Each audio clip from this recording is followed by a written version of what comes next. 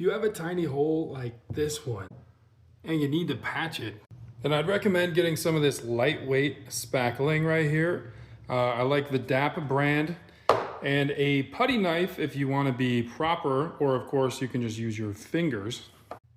And this stuff right here is kind of like a marshmallow cream or like a light fluffy meringue. And I know it looks tasty, but don't eat it.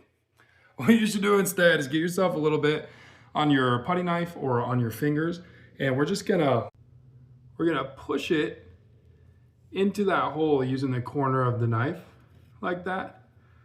Push it with that corner, scrape it away. Push it with that corner, scrape it away. You can see it's getting filled in there. You can kind of see that there's some edges there, and on some of these, the edges are gonna be bad, so you're gonna have to probably sand it down or scrape it.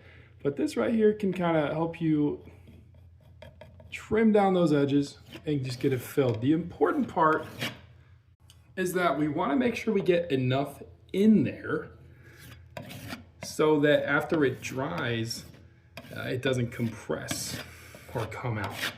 So we just want to make sure that we fill that hole entirely, like so. Scrape it away. And then I also like to take a rag and just kind of wipe this down around that hole. It works especially well if it's wet, especially if it starts drying on you.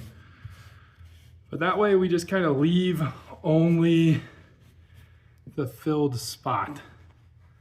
So that's pretty filled there. And then if you want to do it all the way, and especially if it's a bigger hole, you're going to want to kind of do some of it, let it dry, come back, do some more. So in this case, I might let this dry, then do a final coat. And if you want to get it perfect, which, you know, it all depends on how far you want to go, you can actually do it this way. You can leave a little extra on there.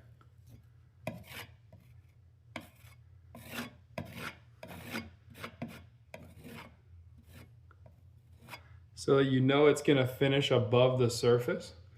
And then when we come back later, we can sand it down just how we like to get it like perfectly flush if you're going for like a level 5 drywall finish or something.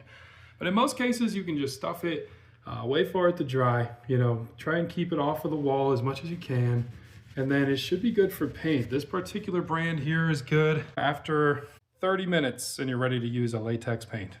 And to be clear, this is specifically for those teeny tiny drywall holes. If you got something bigger than that, we're gonna have to do another video.